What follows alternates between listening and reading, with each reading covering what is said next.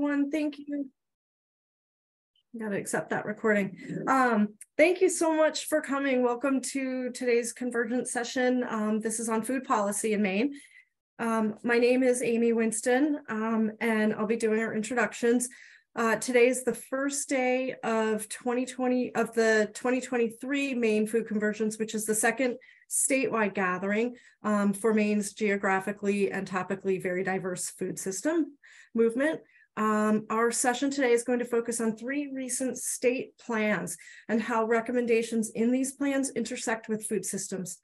We're going to start with presentations from individuals from 2 state offices, the Governor's Office of Policy, Innovation, and the Future, Maine's Ministry of the Future, and Maine State Department of Economic and Community Development. And we've invited several individuals involved with different parts of the food system as well to share their reflections and their perspective on how the report recommendations connect with their work and their lived experience. We'll then spend some time fielding questions all of you may have. And if we have time at the end of the session, we will go into breakouts where you can choose to meet in a smaller group with Dana or with Julia. So to provide a little bit of context first for this conversation, the session is being organized or coordinated by the Maine Food Policy Work Group. And this originated in 2019, I think, with Coastal Enterprises, CEI, which is where I work, Maine Farm to Institution, and the Maine Network of Community Food Councils. And this was to create a space where different groups working on legislation related to a variety of food systems issues could share information. Since the policy work group first began, the state has completed several planning processes that have established a state policy which has been embedded into the work of our state agencies. So we wanted to look at 3 of these plans today. The Climate Action Plan sets a path for decarbonizing Maine. Implementation of the plan includes a working lands group with local and regional food systems representatives working to prevent and to mitigate emissions and realize the social, economic, and environmental benefits of agriculture and to support farmers as they adapt to climate change. The Climate Action Plan is housed at GOPIF, the Governor's Office of Policy, Innovation in the Future. And realizing the key role that ending hunger plays in economic development, in shaping health, education, and employment outcomes, the Ending Hunger in Maine by 2030 initiative has also strategically been placed at GOPIF to connect all relevant state agencies in this important and cross-cutting work. Finally, Maine's 10-year economic development strategy, including the domestic trade pilot project, centers food systems on its plate through objectives to expand talent in Maine and help grow and innovate farm and fishery businesses, producers, processors, and manufacturers. DECD, the Department of Economic and Community Development, oversees implementation of the 10-year economic development strategy that's focused on workforce needs and business development, including, as I said, the domestic trade effort. So we're really pleased to have representatives from GOPIF and from DECD talk with us today about how the recommendations in these plans intersect with food policy. As I think Becca said, sorry about that. Just getting a text. I think that our bill is about to go to the floor. So, so I was sort of focused on that. Anyway, I think Becca went over all the logistics. It is being recorded. So if you don't want to be recorded, please shut off your video. We've set up closed captioning. So if that's helpful to you to follow along, please, you are able to enable that by turning captions on and subtitles on your screen. So the instructions for that will also be put into the chat. Thanks, Becca. And before we introduce our presenters, or in the sense, let them introduce themselves as well, a round of quick introductions. So as I said, just from the folks that have coordinated the session here, the policy work group. So I'm Amy Winston. I work at Coastal Enterprises, or CEI. I oversee our state policy, We're a CDFI, Community Development Financial Institution, and we finance and advise farm and fishery and natural resource-based businesses, and we advocate for policy solutions to support these businesses be and become profitable, given that they're producing our food. And I think I have been involved in Farm to Institution in the past as an economic development initiative. So that's kind of how I came into this space. And I'll hand it off to Tanya.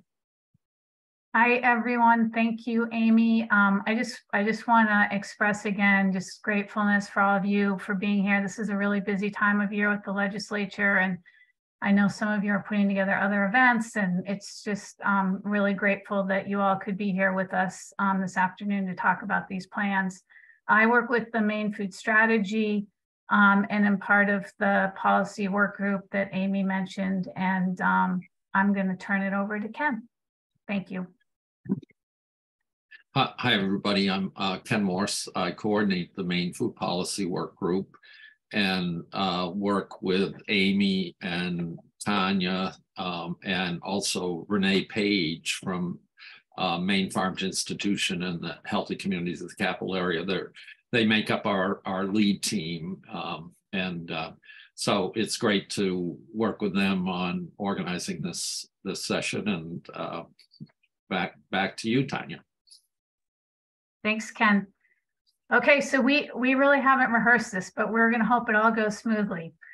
So we're pleased to introduce our panelists, or our presenters today. We're joined by Dana Idness from the Governor's Office of Policy Innovation and Future, and Julia Trujillo from the Department of Economic and Community Development. And they're going to share information on recommendations related to the 3 state plans that Amy talked about briefly.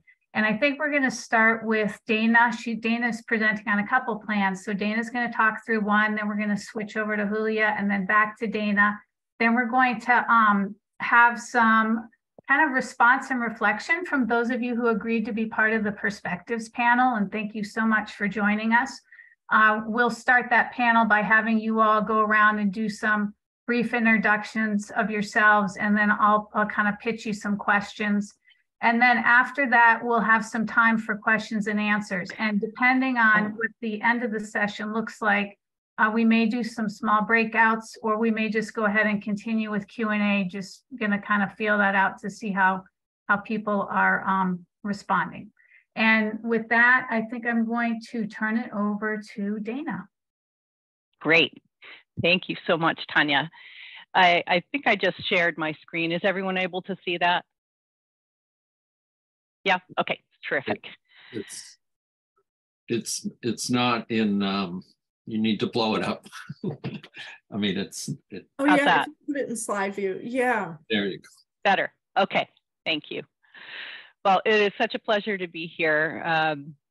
Thank you so much for having me. I am Dana Idness from the Governor's Office of Policy Innovation and the Future, which is Governor Mills' policy shop. She wanted to call it the Office of the Future. She's a big Kurt Vonnegut fan, but Hannah Pingree decided to call it the Office of Policy Innovation and the Future, and we call it GoPIF.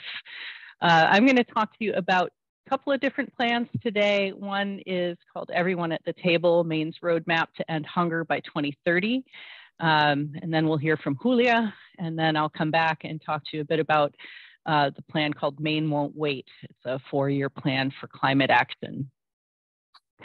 So a little bit about me. I am brand new in this position. I've been on board for about 2 months at this point, and have just made a huge career change. So for the past 30 odd years, I've been working in international business and Arctic policy. I made this switch because I grew up in a food insecure home and have been volunteering for many years in the food security space. And I don't accept that there is a hunger issue in Maine.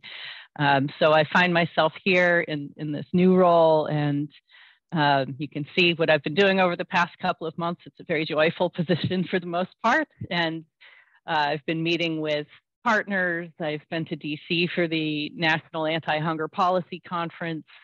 What I see my role as being in the state is as a connector as a listener. Someone from Good Shepherd Food Bank said that I'm going to be a silo crusher, and I love that.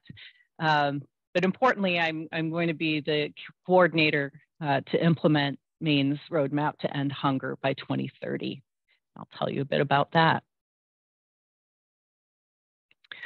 So, you know, I'm sure that some of you were probably involved in putting this roadmap together and informing the process. The roadmap was born out of the 129th legislature's LD 1159, which was authored by then Representative Craig Hickman and signed by Governor Mills. The process was led by the Department of Agriculture, Conservation, and Forestry, and the product, this roadmap, resulted from over 2 years of work by folks and from hundreds of individuals from both inside and outside of state governments. It's a two-part plan. So the first part of the plan is really focused on kind of the emergency food space, you know, the importance of feeding people where they are consistently with nutritious, hopefully local foods, and having the supply chains and the logistics in place to get the food where it needs to be in the state. And then the second part of the plan is quite literally almost everything in economic development. It's everything from ensuring livable wages to access to healthcare, affordable housing, access to childcare, transportation, all of the things that go into making for a dignified and healthy existence for people in the state of Maine and elsewhere for that matter. So the vision for the plan is a hunger-free Maine, a Maine free from hunger, which we've defined as no very low food security, which would be hunger, you're missing meals, unable to afford groceries, and 4% low food security, which is, you know, not having enough, having to make choices that might not necessarily be the most nutritious choices because of the cost of food. Obviously, we don't want 4% of our population not having good nutrition. It's, you know, the overall goal is to reach 100%, but of no low food security, but the process led us to that. So who developed the plan?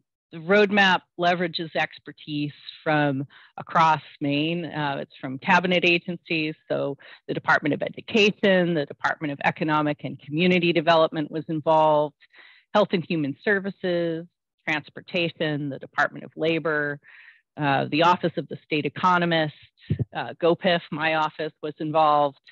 I mentioned that the process was led by DACF, and it included legislators and nonprofit and business leaders, educators, policy experts, concerned Maine residents, and really, as I mentioned before, some of you in the audience from community food councils and farms contributed to this roadmap.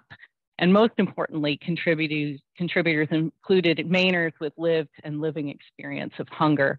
I don't know if Sas Borodkin is in the audience from ROSC, but really want to send a shout out to them for organizing the voices of Mainers with lived and living experience to really contribute to this process. I think a lot of the best recommendations in this report came from the people who know the work best. So, and we also looked around the world for models of success, looking for best practices and success stories from anti-hunger work in other communities around the world.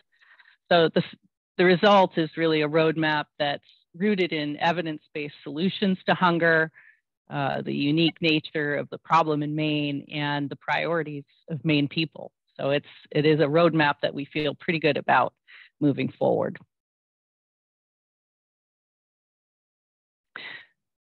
So what are the recommendations from the roadmap as they relate to Maine's food systems? There are 5 broad strategic goals in the roadmap, A through E. The second goal, which is goal B, relates directly to Maine's food systems. So you can see here, strategic goal B is to ensure consistent, easy access to healthy, culturally appropriate food. And then there is a strategy 4 under that goal, which is to improve nutrition security by supporting and sustaining a diverse, local, and robust food supply system in Maine.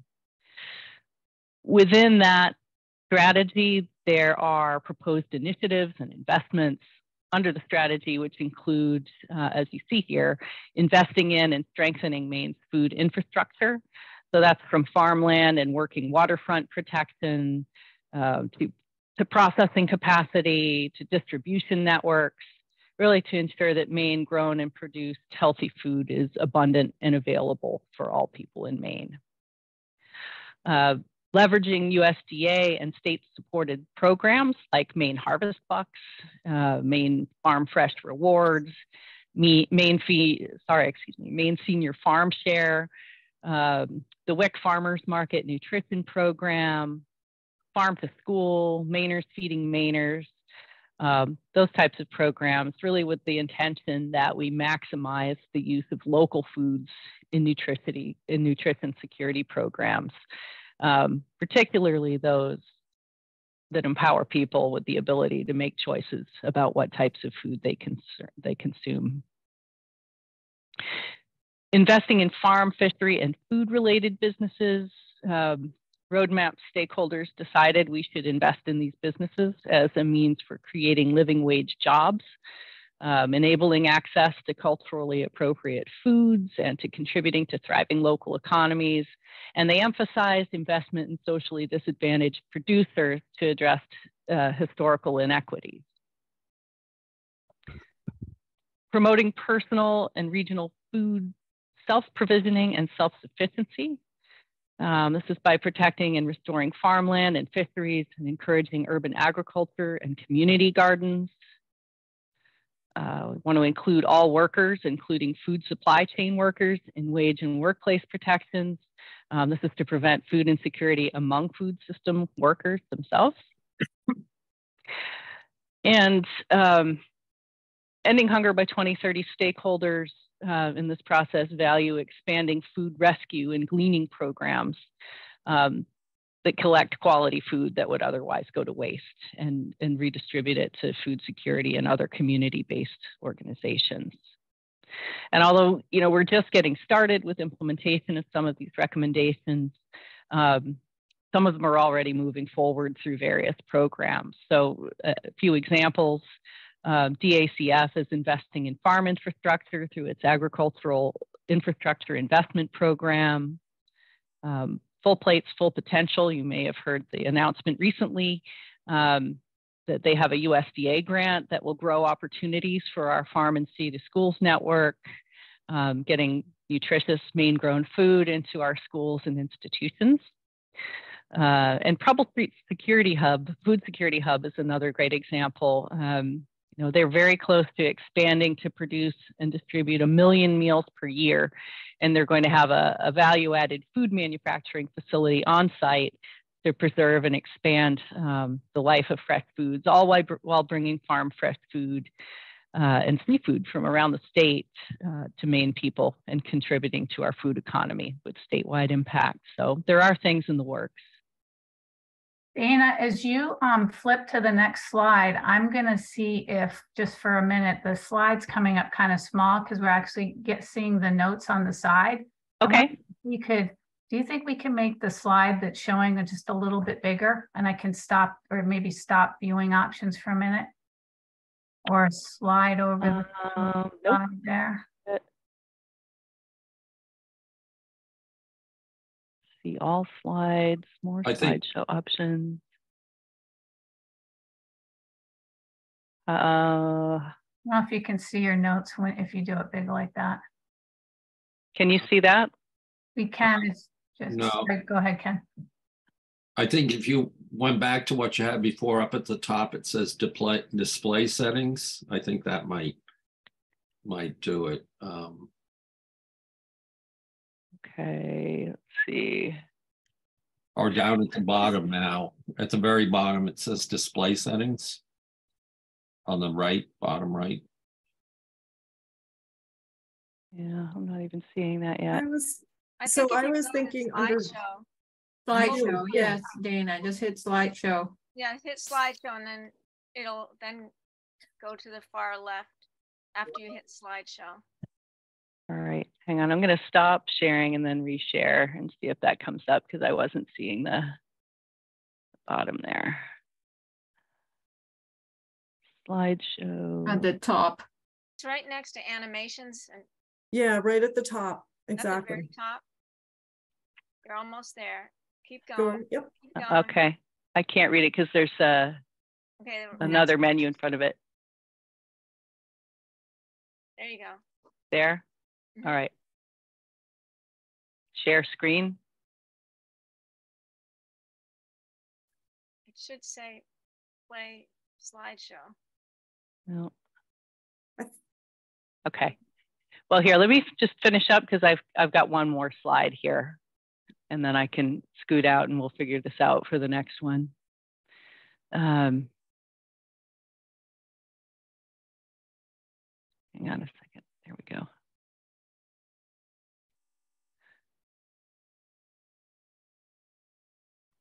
All right.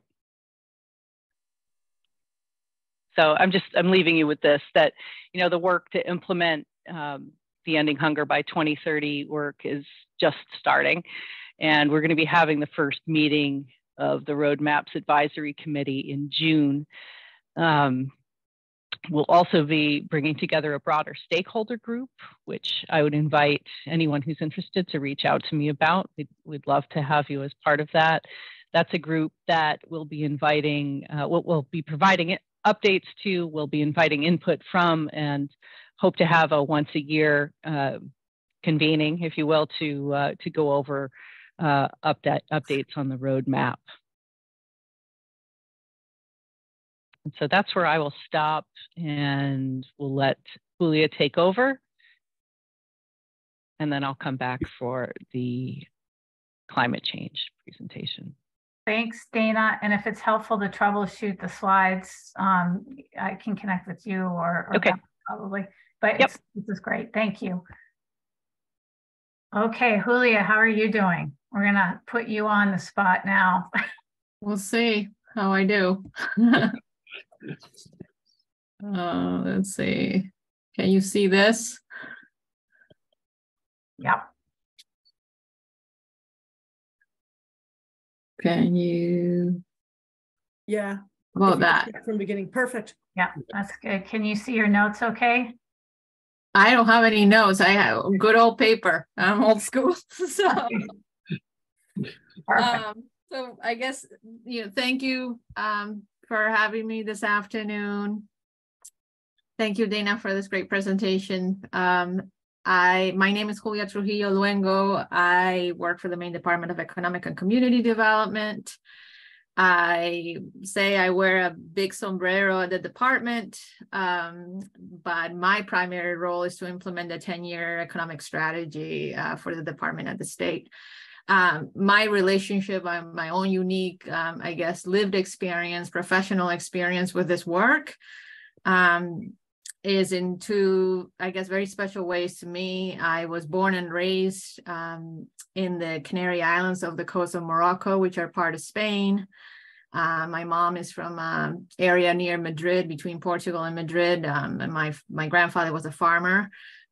So all my childhood memories are of muddy feet and hard work in the sun, in the Spanish sun. So it has a great connection personally to me. I started my public service career at the Maine Department of Education. I was running the migrant education program for about 5 years. So my connection to farm workers in Maine and migrant workers in Maine is deep. It was probably my most favorite job. I got to see many Maines that many Mainers don't get to see. And it was just a wonderful experience to be able to be part of that world for so long. So then after that, I held different roles in economic development, particularly in the city of Portland, a lot of food insecurity challenges and how to bring communities, racial, ethnic, and linguistic minorities in this broader body of work. So now I'm a DCD. I oversee the 10-year strategy And my goal for today was to just give you a sense of the plan itself, where we are today with that plan, how it correlates with other existing plans, and kind of where we're going. So it's nothing too deep, but at least a good sense, a good broad brushstroke to get us all on the same page. So the plan was created back in 2019. Commissioner Johnson at the time, we had not had an economic development plan for decades in Maine. This was a unique opportunity. There was a great level of engagement across the board in the state. I happened to be part of the steering committee when I was working at the city of Portland. You can't see me because I'm behind the governor and I'm not exactly the tallest person at the plant, but I am there. And I never, I guess, envisioned myself implementing this plan a number of years later. I think the great value of this plan was that it really gave us a roadmap at a very particular time in our global economic and socioeconomic status, I guess, 2 months before the global pandemic hit. So we were able to really establish priorities looking 10 years forward that were really driven by a strong vision held by 3 foundational goals. So these foundational goals are grow the average annual wage by 10%, increase the value of what we sell per worker by 10%, and probably the one that resonates the most with most folks is the attracting 75,000 people to Maine's talent pool. I think all of the 3 goals, it can resonate with the work that many of you do. Also, Dana, I think, acknowledged in the End Hunger plan as well, how all this intersects. I think the plan was envisioned to be, again, this, I call it the grandmother of plans, and really the umbrella for other plans, other areas of work to really be able to see themselves in this overall vision.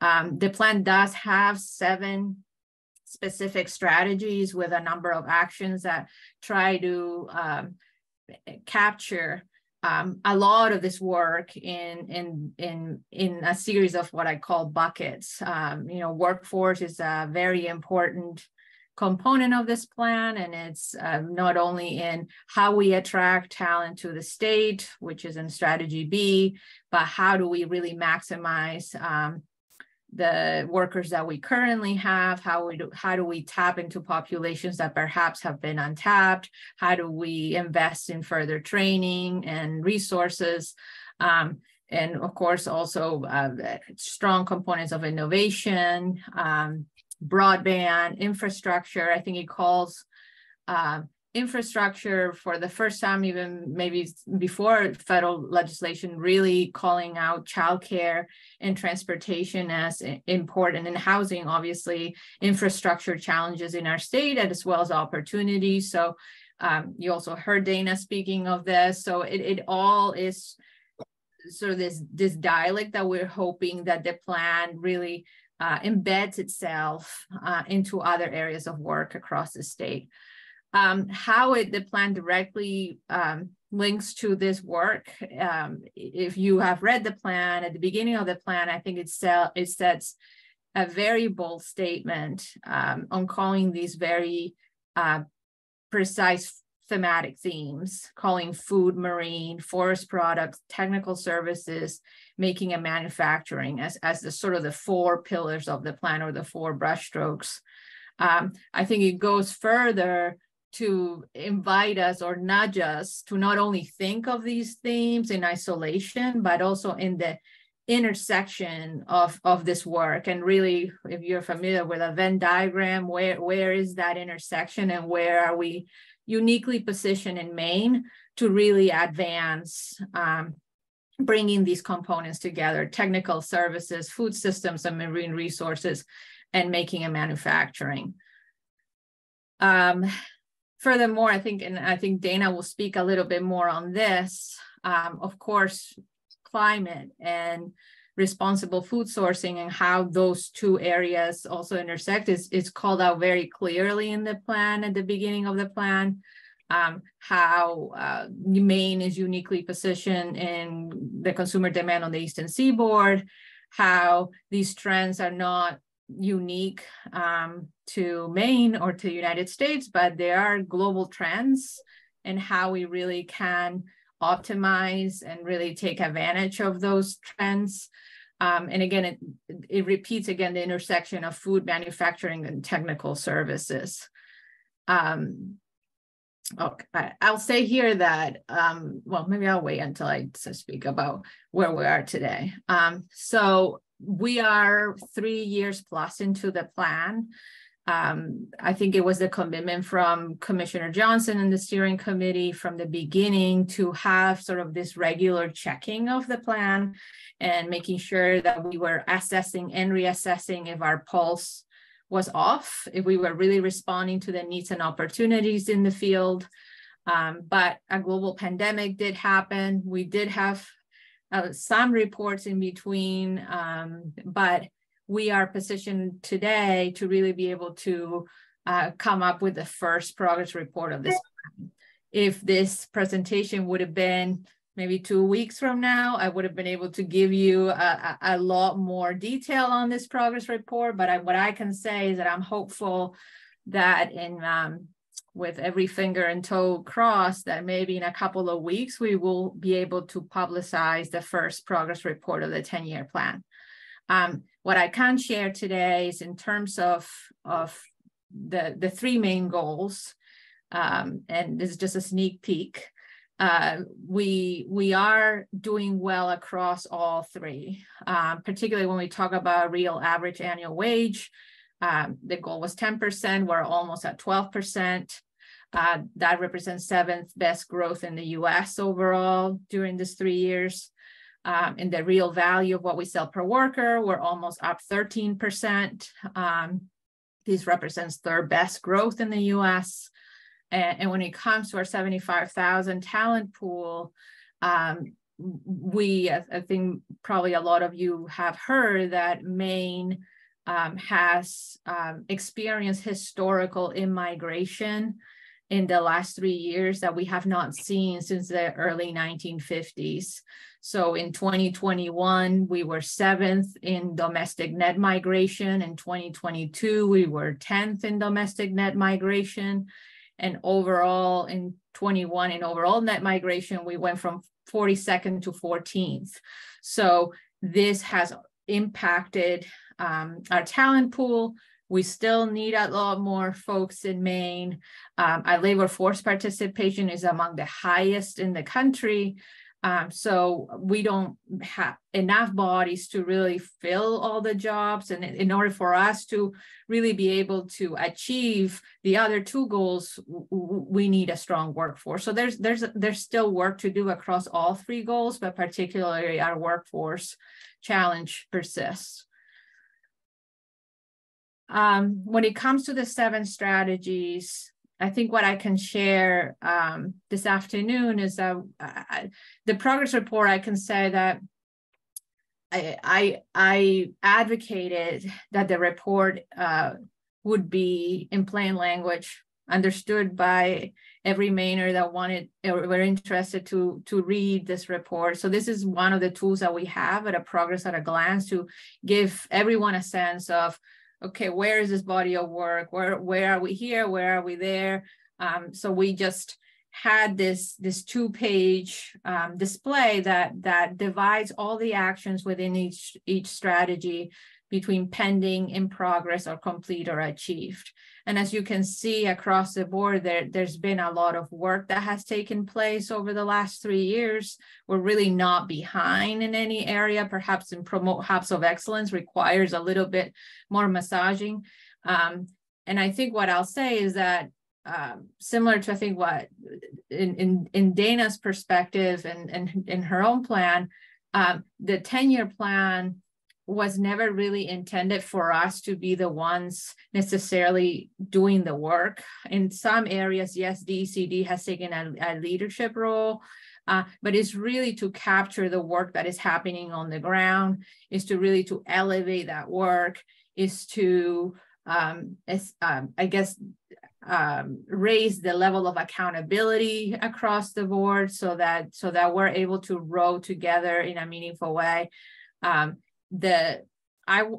not able to share again the level of detail across each strategy, but something that is particularly different from the original plan is that we have established some key performance metrics across each strategy. So it helps us ascertain the health of each strategy, how do we measure progress over time, both in a qualitative and quantitative way. And I think what it allows really is we have not determined these key performance metrics on our own, but we've really tried to gather what those closest to the work are measuring, what they understand success to be, and how do we grab it into the 10-year strategy and make that be our KPI. So from our perspective at the ECD, it is a symbiotic relationship. It is not us setting the standards, but how do we really also lean in and try to grab those goals from the field and those closest to the work. So I won't go into a lot of details across all these. I'm happy to share the presentation at a later time. This was just a little bit of a deeper dive in what these actions are about. But I did want to share a little bit about the American Rescue Plan dollars and our MJRP investments. Here's a historical perspective of the plans that have taken place since the pandemic, the 10-year plan in 2019, which really gave us, again, the skeleton for the governor to really put together the report on the Economic Recovery Committee. And then I think allowed us as a state to really be well positioned to invest our American Rescue Plan dollars in a fast. We were one of the states that invested the quickest and also in a way that was not reactive, but we already had an agenda forward that allowed us, along with the legislature, to be able to really invest in a methodical way. So here's just a sense of where those investments have gone in terms of impact for Maine, direct economic relief to nearly 1,000 small businesses through health insurance relief, unemployment tax increases, direct economic recovery grants. We're one of the states that has invested the most in workforce development through job training, apprenticeships, credential attainment, experiential learning, and many other ways. A lot of them also diversity, equity, and inclusion initiatives. And then infrastructure projects to create jobs and revitalize Maine, from drinking water, wastewater, to affordable housing and early education and childcare. I know my colleagues at GoPIF are working hard to try to always reflect where these investments are going to the community. So both concerned Mainers and those who are not as engaged can understand where these investments are going and how that's impacting their communities. And as you can see in the business supports, the $109 million for agriculture, commercial fisheries, forestry, innovation economy, and clean energy, among others. And then lastly, I think what I'll share is that, again, also our GoPIF team is working hard to establish these tools to be able for communities to really see directly how is this impacting my own neighborhood, my own business neighbors, my community. So I think I encourage you to go into the MJRP website and dig deeper to have a better sense of how all this work intersects. I think that's and then the next step, sorry, I thought I have one more. So now this is the exciting part, because I've sort of inherited all this work, and now I get to engage in this sort of 2.0 version of the plan. We're at a point where once the progress report is released, we're going to engage, similar to what Dana alluded to, in a stakeholder engagement process to ascertain, okay, what actions have been completed and achieved that allow us for more room to address opportunities and needs that maybe did not exist to the same degree back in 2019. So be eager to be connected to you. That work is going to begin happening at the end of June. My goal, because it's me, myself, and I, is to try to tap into as much of existing groups and work as there are, so we're not recreating the wheel here. So I'll be in touch with all of you to make sure that this work is more reflected, I guess, which takes me to the second point. I think the plan did a great job at the beginning to highlight these thematic themes, but not everything translated in the same way, perhaps at the strategy level, on the action level. So I think that is a challenge that I put on myself to see how we can do maybe a better job at really intersecting those elements and the action level. And then again, generate new buying across the field to really be responsive to what's happening today in Maine. So that's all I have to share this afternoon. I'm happy to answer questions later on. Thank you, Julia. That's a lot. There's a lot of information here. We're running a little behind, and we're going to turn it over to Dana again to finish up with the last plan we're looking at. I just wanted to note for the folks that are going to be on the perspectives panel, like I mentioned earlier, we may not have time to do small group breakouts with the full crew. We might just focus on having you all have some conversation, then do some Q&A, so no worries. And with that, I'm going to turn it back to Dana. All right. Well, how are we doing here? Are you still seeing notes? Oh, looks good. Looks great. How about, okay. Let's see when I switch over. Okay, so now I am I'm going to present on Maine Won't Wait. It's the 4-year plan for climate action. This is a plan that my colleagues at GoPIF are working on diligently. So I'll start by just saying that in June 2019, Governor Mills signed LD 1679 into law. This was with strong support from the Maine legislature to create the Maine Climate Council. The council was an assembly of scientists, industry leaders, bipartisan local and state officials, and engaged citizens. And it was charged with developing this 4-year climate action plan to put Maine on a trajectory to decrease greenhouse gas emissions by 45% by 2030 and 80% by 2050, and to achieve carbon neutrality by 2045. It's quite an ambitious plan. Starting in September of that year, the council and 6 working groups and a subcommittee, which totaled more than 200 Maine people with a diverse set of experiences and backgrounds, began this work. And this 4-year climate action plan, Maine Won't Wait, is the consensus result of those months of study, dialogue, discussion, and public deliberation to determine the steps that we absolutely have to take to combat climate change. And it was backed by the first comprehensive scientific and technical assessment about climate change in Maine in a decade. This report outlines the urgency with which our state has to slow the effects of climate change to make a meaningful contribution to global efforts, while also taking bold action to prepare Maine people, communities, and our environment for climate-related harms to come. At the same time, this plan also details how addressing climate change presents some transformational economic opportunities, such as from the growth of clean energy sources and incentives for significant consumer business and industrial investment in energy efficiency, through weatherization, cutting-edge building materials, and alternative energy sources. And as you can imagine, that these considerations take on added importance given the economic disruption that was caused by COVID-19.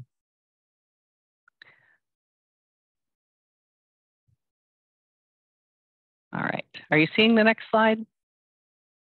No, not yet. No, okay. I don't know why it's not sharing that.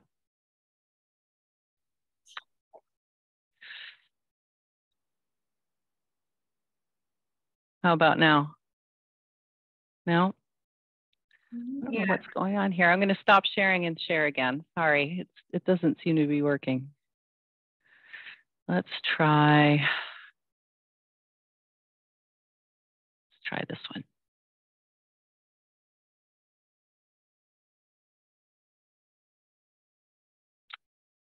No, it's not advancing. Okay, well, I'm just going to talk through them and I will share the slides later. You know, Governor Mills, as many of you probably know, has made tackling climate change a priority for her administration.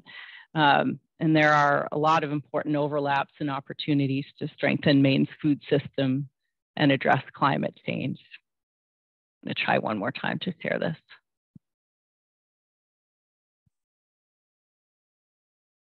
We can see them now. They're not full screen, but it's not bad. No, I don't know why that is. It's so weird. What would a virtual conference be without tech issues? I know. So you can see the Climate Council goals now? Yeah. Okay. Are you still seeing my notes? No, not much. Okay. So, I mean, Maine's got several high-level climate goals. The first are our emission reduction targets, which are established in state law. Those are reducing emissions 45% below 1990 levels by 2030 and 80% below 1990 levels by 2050. The governor also signed into law a goal to achieve carbon neutrality or net zero emission by 2045. So overall, the state of Maine has a goal to ensure that our people, industries, and communities are resilient to the accelerating impacts of climate change.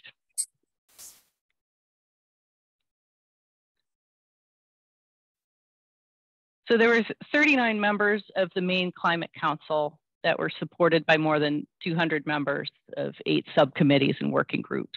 They spent 18 months producing Maine Won't Wait. These contributions, the contributors included scientists, industry leaders, bipartisan local and state officials, state agency officials, and engaged citizens. And within the strategy, there are 8 overarching strategies in Maine Won't Wait. The first 3 are about reducing emissions in our transportation, buildings, and energy sectors. The 4th strategy is about the energy transition and the opportunity to create good paying jobs, but it's also about protecting the jobs that are most vulnerable to climate impact. So how do we help our forestry, fishing, and agriculture industries prepare for climate impact and also take advantage of new markets such as climate-friendly forest products? The 5th strategy is about protecting our environment and sequestering carbon to meet our carbon neutrality goal. And the next 2 strategies are about investing in Maine communities, preparing communities for climate impacts and for our infrastructure to be climate ready.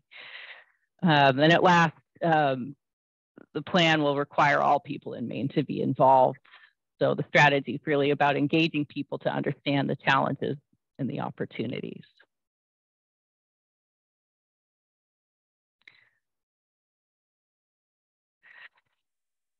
So looking at strategy D, a significant component of the strategy is supporting the ability of Maine's natural resource economies to adapt to climate change impacts and to take advantage of new market opportunities. A specific recommendation would increase the proportion of food consumed in Maine from Maine producers to 20% by 2025 and 30% by 2030 from a 10% baseline. So we're really aiming for 30 by 30. And the plan suggests supporting new markets for Maine-produced food as well as technical assistance to help growers and the fishing community adapt their businesses and practices to a changing climate.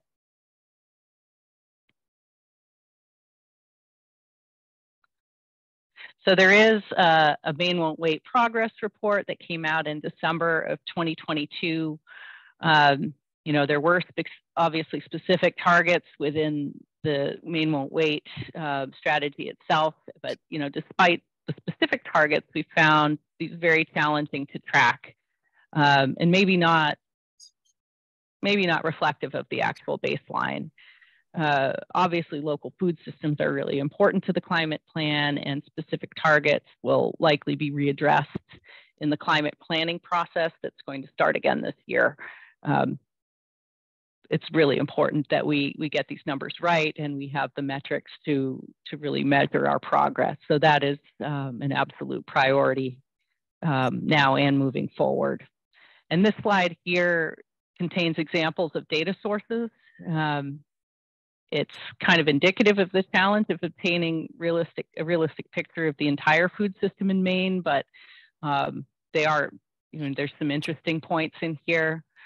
Looking down at the bottom about the Maine prisons, estimating that 10 to 30% of food is sourced in Maine. I know there have been a lot of stories.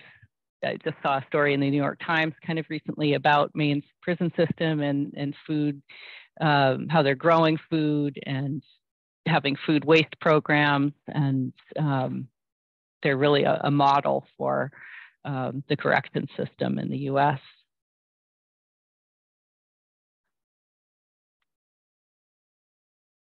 So I'm going to leave that as food for thought, and then maybe in the discussions we can pick up on some specifics. That's great, Dana. Thank you so much. And thank you so much, Julio. Really appreciate those extensive presentations and all of that information. So we're going to transition to having a few folks that have some experience either working in or on food systems issues kind of have a little bit of a discussion with us. One of the key roles that the Convergence tries to play is by bringing together people that have different perspectives to share information and explore different ideas. So I wanted to start out by having our panelists introduce themselves. And I'm wondering, Becca, if you can highlight them all for me. I was going to have you each sort of pass it to each other, but I know that you don't know each other, I don't think. So I just realized that. So I was going to ask each of you to just kind of briefly introduce yourself and share what you'd like to share about how you're connected to the food system. And then we're going to talk a little bit about, in a kind of a round robin fashion, what your reactions are to these plans and what stands out for you. And so I think I'm going to start with Erica because she lives in Farmington where I live. So Erica, just quickly introduce yourself and how are you connected to food or the food system? Yeah, so I'm Erica. I live in Farmington, and first of all, I own a farm, a 2-acre vegetable farm, primarily CSA, so very direct to consumer. We have about 100 shares. We know all the people that we feed. And then we do one farmer's market that's 3 miles down the road. So all of our food is staying very hyper local. And then I'm also the chair for the Greater Franklin Food Council. So convening folks in Franklin County to work on food systems issues. Great, thanks. I'm going to pass it to Lakota. Hello, my name is Lakota Sanborn. I'm a Penobscot community organizer. I work with Bomazine Land Trust, which is the first and only Wabanaki-led land trust in the state of Maine. And we have been engaged for several years before we even had land returned to us in food sovereignty projects and meeting the needs of our community. And the food insecurity that exists there. I think it really heightened during COVID, our ability to see those things happening. And so we have been in the process of organizing with over a dozen other Wabanaki-led organizations, as well as the nation's food program directors to work together to establish plans and distribution methods for our communities. I also, in 2022, was one of the key researchers developing a report for the Permanent Commission in regards to LD 870, which really looked at the impacts of land access and funding opportunities for Black and Indigenous farmers here in the state of Maine. So yeah, there's a little intro, and yeah, that's it. Thanks, Lakota. Julianne, how about you? Thanks, Tanya. Hi, everyone. I'm Julianne Smith. I'm the Executive Director of Maine Farm Bureau. We are a nonprofit organization that basically is a very large number of farmers who advocate for the sustainability and continued ability of farmers in Maine to work as farmers. I grew up on a dairy farm on a 5th generation farm in Monmouth, and where my family continues to farm today and hopefully into the future. Thanks, Julianne. And Lucy. Hi, my name is Lucy. I'm an AmeriCorps Vista service member working at Healthy Acadia, focused on food for all programming. So everything from the Hancock County Food Drive to the Down East Gleaning Initiative, which rescues tens of thousands of pounds of produce that would otherwise go to waste from local farms during the summer and the rest of the growing season to distribute to food pantries, school backpack programs, free community meal sites across Hancock County. I also spent the last 2 seasons working as an apprentice, a MOFGA apprentice on a small organic farm in central Maine.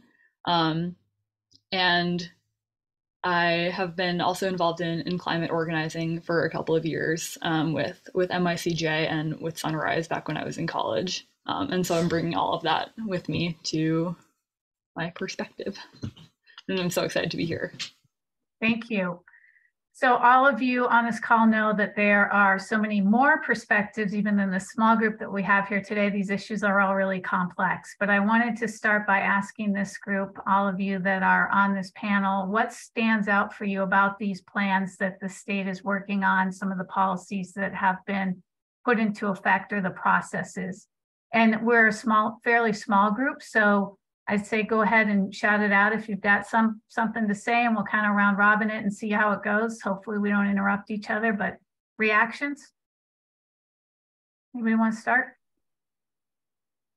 I'm willing to start if that's all right. Yeah, I had several thoughts, so I just wanted to try to roll through them quickly because there was a lot that was covered in those 3 presentations. I think one of the things that stood out to me unfortunately, was a lack of highlighting the racial disparities at the heart of a lot of this, whether that's from climate change or food insecurity, especially within the report that I conducted. I linked it in the chat as well. There was a 2020 report that stated that 13.6% of households in Maine are food insecure, being the highest rate in New England.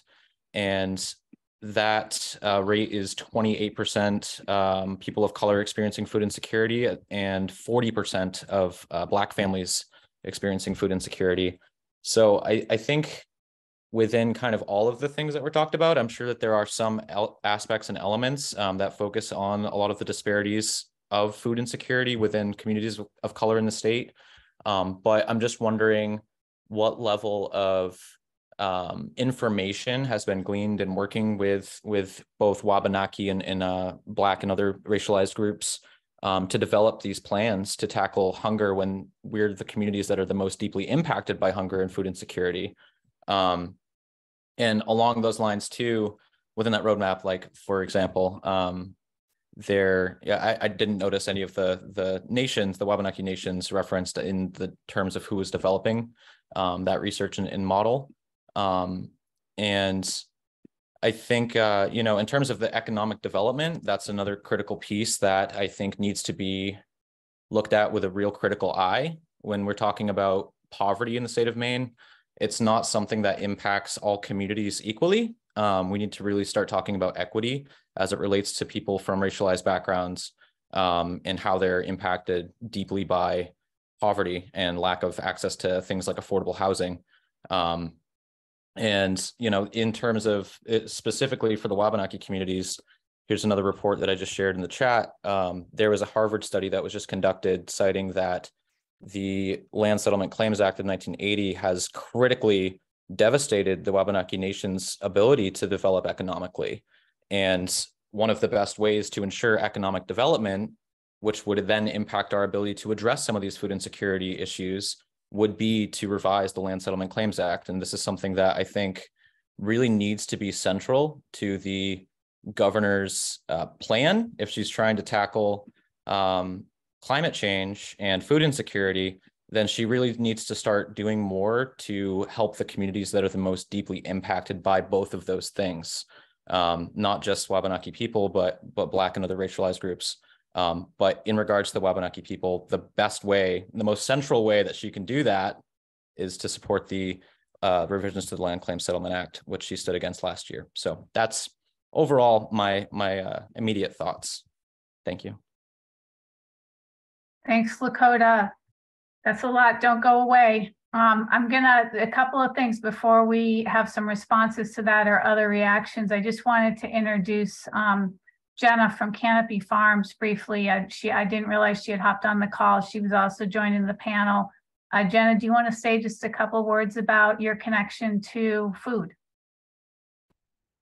Yeah, I don't know if you guys can hear me. I'm actually sitting in Canopy Farms right now in our greenhouse. So there's a lot of background noise.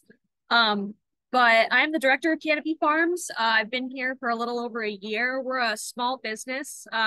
So we're a commercial aquaponics greenhouse on top of an Asian marketing cafe in downtown Brunswick, right by the post office. So if any of you are local to that area, you should come check us out. And so we raise fish and plants in a harmonious ecosystem where the fish waste provides nutrients for the plants, and then the plants filter the water and send it back down to the fish. Aquaponics isn't a new idea. There are actually lots of aquaponics and hydroponics has been getting kind of like more popular as time goes on and climate impacts traditional field farming. So the owners of this business started it with the idea that they could have access to year-round sustainable produce for their restaurants that they supply. We also run a CSA. We participate in farmers markets and sell direct to the public too. I'm also a part of the Aquaculture Governance Council, which is kind of like a grassroots, loosely organized movement to kind of see where power lies in the aquaculture sector in Maine. There's obviously some big brand distributors and catchers of aquaculture, and then there's lots of local farms kind of like us and oyster growers along the coast and just a million other people who are in some way connected to aquaculture. Who really want to make sure that with the economic development that's coming, with all these plans that we're talking about today, that a lot of it is still, or hopefully all of it is still rooted in protecting the ecosystem and protecting climate, and not kind of, this is a great sector, the aquaculture could make us a lot of money, let's go full steam ahead kind of thing. Thanks, Jenna. Jenna joined I didn't realize she was on the call, so my apologies for not bringing her into the panel as we got started. So Lakota just shared a lot of reactions to what we heard. I'm wondering, do any of you have your own reactions to the plans, things that are moving in terms of policy, concerns with what's moving in terms of policy, or just your perspective from your connection to food? What does this all mean for you, and what do you want to see? Anybody else having some reactions or also thoughts for Lakota? I just want to say that I think Lakota is 100% spot on about LD 1626, which again, Governor Mills stalled and prevented from passing, or vetoed actually, because it really does all start with land access. And when we were learning about the plan to end hunger in Maine by 2030, I had read through a little bit of the plan, and it's a fantastic plan and it's very comprehensive. But one aspect of that plan that I think could be, drilled down a little bit more is where all of this food is going to come from. Right now, or as per the most recent report that I've looked at, only 10% of the food that we eat in Maine has been grown in Maine, which when we look at this from a perspective of food insecurity, I think puts more Mainers at risk of food insecurity in the coming years as we face a future where a lot of the nation's breadbasket and places around the world where we traditionally source a lot of our food, whether that's grain that's grown in the Midwest, or romaine lettuce that's grown in California, or grapes that are grown in Peru. Food from around the world is going to be threatened by increasing levels of drought, flood, when oil prices rise, it'll be, as we've seen, oil prices have been rising, and they're going to continue to rise as the world runs out of oil eventually.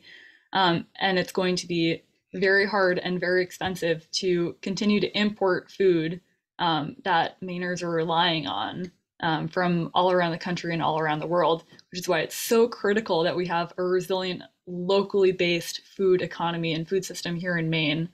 And that means farmers having access to land, which is obviously critical, but also that farmers can know that they're going to be able to make a profit from growing food, which is a huge struggle for a lot of farmers, because farming is, number one, like one of the most difficult jobs a person can do. All of the farmers I know work like way more than 40, like 60, 70, 80 hours a week, and don't necessarily make a lot of money for growing food that we need to eat in order to survive. And so I think looking into alternatives besides just providing infrastructure support for farmers, which is critical, but also if we can support small farmers in Maine by paying them with government money, for example, for growing food, for sequestering carbon in the earth, with like no-till and permaculture practices, and supporting biodiversity, I think that would be huge for all three of these goals: ending climate change, supporting economic development, and ending hunger. So Lucy, that's like a great segue to our folks that are connected to farming on the panel.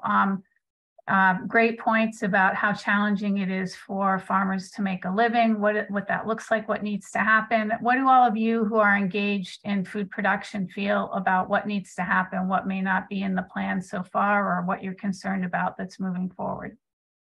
Anybody want to start? I can. I'm actually gonna pass it to Erica for a minute. Jenna. Oh, okay. Just so you guys both go off at both on the same time. Yeah, go ahead. Yeah, I think just like a reflection that I had as I was listening to these plans that were all developed or supported or primarily developed by state agencies, is I was just thinking about the systems that support me as a farmer. And I've been in this space for a decade, growing a lot of food for a lot of people in Franklin County. And I guess if I'm being really honest, like the state doesn't rise to the top for me as a supportive partner in my network. When I think of supportive partners in my network, I think of MOFGA, Maine Farmland Trust, CEI, and also USDA. So it's sort of like USDA is really, I have felt to be very, very supportive, and we've used those programs and funding. And then we've also used, MOFGA and Maine Farmland Trust sort of as like a private organization. And then there's kind of this state in the middle that our farm just for whatever reason, our farm just hasn't quite accessed. And folks were talking a lot about infrastructure and support for farmers. And I think there's some more work to do at the state level for how to do that better and more deeply. And I guess my big suggestion would be to like keep it a little simpler. One thing that I just like, so there's two programs at the state that we haven't been able to access personally for my farm. That would be the Farm for Maine Future, because we are not landowners. And so I don't know if everyone on the call knows this, but historically you have to be a landowner to get into the Farms for Maine Futures program. At least the last time I checked, maybe that's changed. So that's really been a barrier for us. And I think in the Maine Hunger presentation, folks were talking about getting farmers to access the Maine Senior Farm Share program, which we love and find it to be way too bureaucratic for a $50 senior farm share. And I would just offer, our farm has found sort of creative solutions around this. And so we've actually managed to do like a privately funded senior farm share. So we're feeding 30 senior households because we just found the state paperwork to just be a little bit too much for us. And I guess the last thing that I would kind of leave as a reflection is, if farmers and farming and agriculture is important and a priority, I think that language needs to be more specific. When I was listening to the presentation about the climate change, that language seemed to be like really buried in a strategy and wasn't like an explicit, like the words farming or farmers or farmland really wasn't a top word or phrase that came out of those priorities. And so if that's what's important and what we want to focus on, I think we just need to be really explicit about it. Thanks, Erica. I know, Jenna, you had something you wanted to say. Lakota has his hand up. Julianne hasn't said much yet. So let me, I think I'll go to Jenna and then Julianne and then Lakota, if that works for everybody. Okay. Yeah, the kind of scary grab your attention thing that I like to start out with sometimes when I talk to people about our farm is that if I didn't work here, I wouldn't be able to afford the produce we sell. So I think that's, and I think that's, I don't know if that's true of all farmers. I've kind of just started to branch out and do networking with like more traditional field farms, bigger farms, like that kind of thing. So I certainly don't take that to heart as like every farmer can't afford the food they grow. That's just not true. That's just been my personal experience. Where we grow a really high quality product that it's grown in a greenhouse. It doesn't even come into contact with any kind of pollution. And same thing with our fish as well. And so my biggest heart for working here is I want people of my socioeconomic status to be able to afford our produce. I want everybody to enjoy the greens we grow aquaponically and our fish and stuff, because it's a really good product. Anything that's grown aquaponically is just going to taste better. It's more nutritional, that kind of thing. So I think to do that, so I mean, I don't know, I didn't really catch if developing Maine's middle class is part of the plan at all. There was a lot of talk about like kind of shifting up from lower socioeconomic status up to that, but then also kind of people who are on like the lower end of that, or who maybe don't qualify for state programs or stuff like that. Kind of just how do we get that information out there to people, to what state programs are available and what aren't, like that kind of thing. And then like Erica was saying, just also as a small business and not a traditional field farm, hydroponic and aquaponic farming is a really efficient way to grow a lot of food in a small space year round. And so kind of opening up the state network. We also don't qualify for a lot of state run programs for farming and agriculture, but then we also don't qualify for aquaculture too. So it's a hard place to be in with inland fisheries and recirculating aquaculture systems. It's hard for us to qualify for those state programs. The one we do qualify are obviously very competitive. So kind of as you look forward to what the future of agriculture is going to be, like also including that in how you're writing your grants and how you're making those grants and loans available to the farmers. Thanks, Jenna. Julianne, do you have anything you want to add? I mean, you work with a lot of different size farmers across the state. What's your perspective? I do. I work with everyone who has, 2 goats to 10,000 cows. So, and lots of vegetables and fruits in between. But, I think the thing that struck me with all of these plans is that agriculture truly is the backbone. If we're going to be effective with climate change, if we're going to be effective with a better economy, we have to have a strong agriculture. And what I'm seeing kind of from throughout the state is that it's a struggle for the small farms to get bigger. It's a struggle for the mid-sized farms to become large farms. It's a struggle for the large farms to stay in business. It's a struggle for anyone who is new to farming to enter that. There is a lack of emphasis throughout our state, through our educational system, on the importance of agriculture, whether that's an economic importance, a food importance, a climate importance. That there seems to be truly just this lack of attention to what an important role food plays in all of our lives. I'm seeing even with our land grant university, we see less and less educational opportunities for working in agriculture. There's less of an emphasis on trying to recruit students to come to Maine and learn about our incredible agriculture system that we have here. And there's really a lack of attention to the farms, as you know, a lot of the farm owners are getting older. We're not paying enough attention to what is going to happen to those farms if they are not going to be generational farms. Because a lot of times you have new farmers, young farmers, and you know, you can be new and young, and they are really excited and they want to farm, but a farm that is ready to be done has so much debt by the end of their working cycle of life that they can't afford to sell their farm as a farm, and it becomes house lots. And I think that there's really a lack of attention to what is happening throughout our state with a shift from generational farming to farming as a new opportunity for people who are coming to Maine, and for our younger generation as an opportunity for a lifetime. We do in Maine have the shortest growing season in the nation, and so it is really very challenging to try to compete with a California and Arizona, or even Canada, our neighbor to the north, who has subsidized farming. We do not offer that in Maine.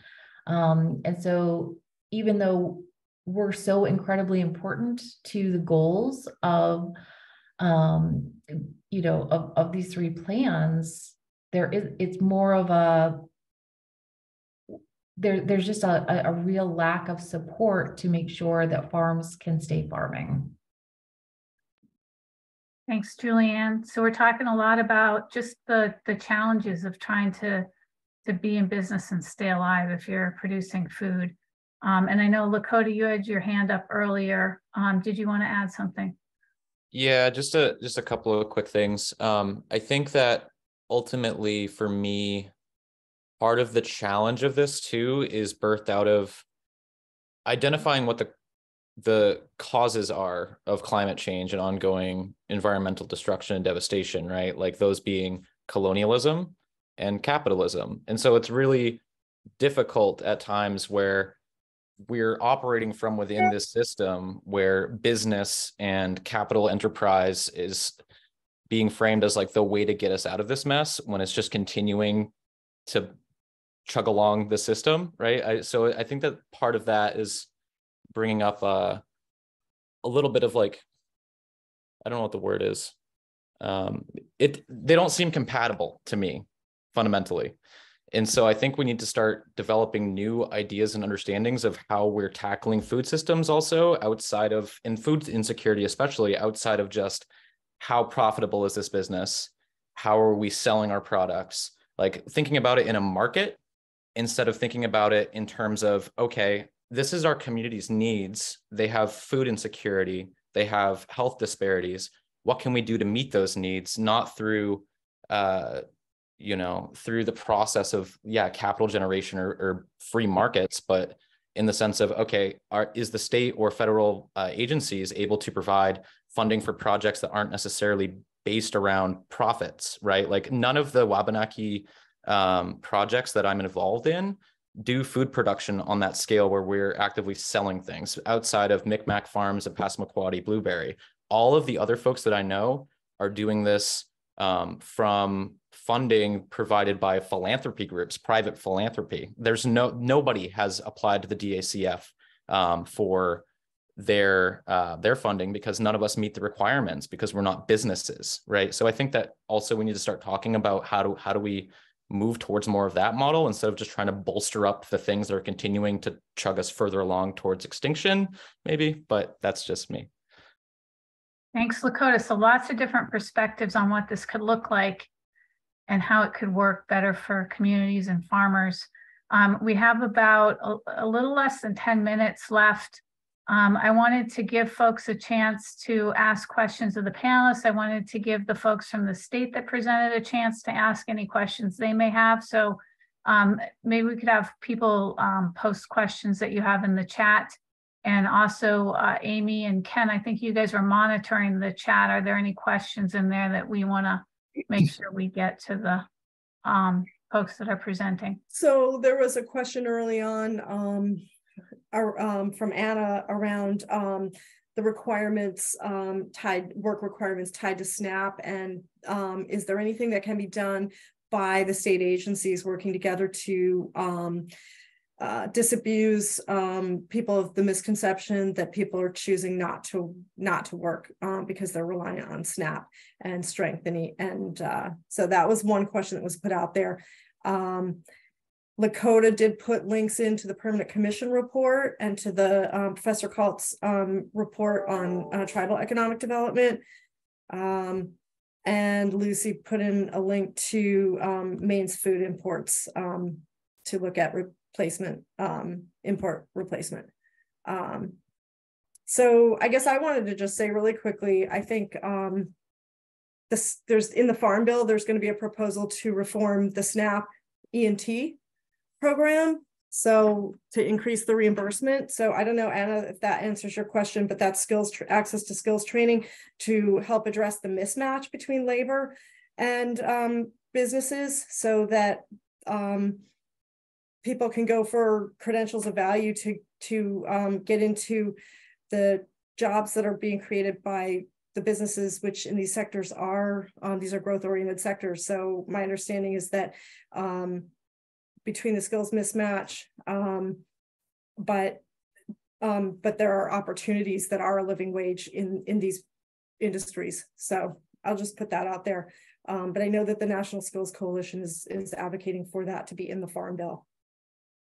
I think if I may add too, I mean, I think it goes back to a previous comment on the racial disparities and the SNAP benefit. I mean, I think there's a lot that needs to be done to demystify these populations.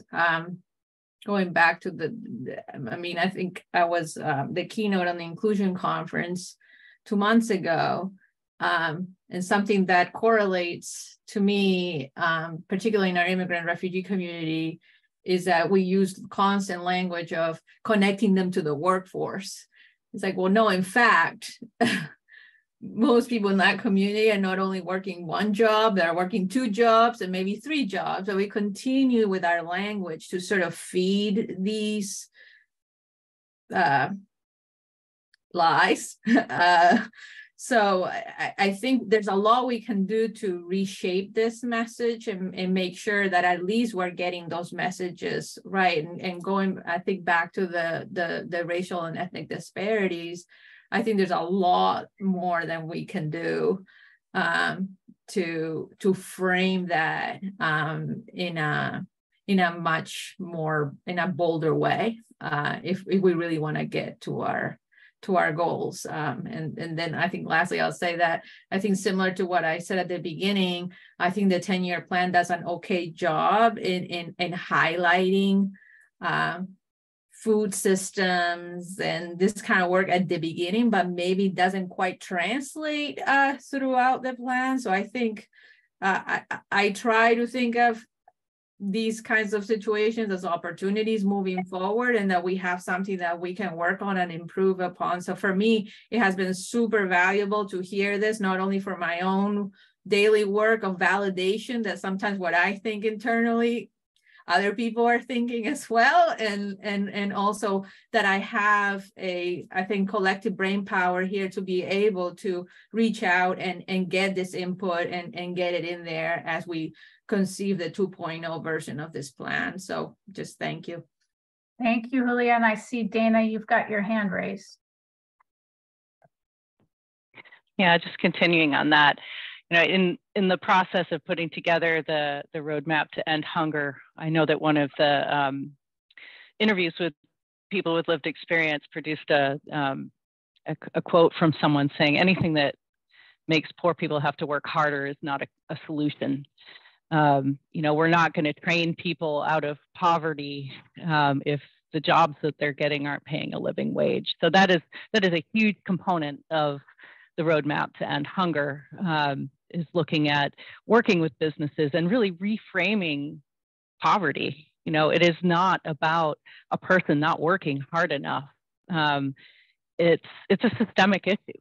And unless we address the systemic issues that are holding poverty and hunger in place, then we're never going to get anywhere. So, you know, I mentioned it's a two-part plan. You know, we have to be working on this emergency food system and have that consistent and in place, and, you know, working with our local food system as much as possible. But at the same time, we have to be working on these other things as well. You know, we've got to get businesses on board, you know, understanding that if at the end of the week, their employees are having to go to a food pantry because they can't put food on the table with what they've made in their jobs, then they're really a part of the problem. So, you know, with the advisory committee that we're pulling together, and certainly with the stakeholder outreach we're going to continue to do, that's going to be a huge focus.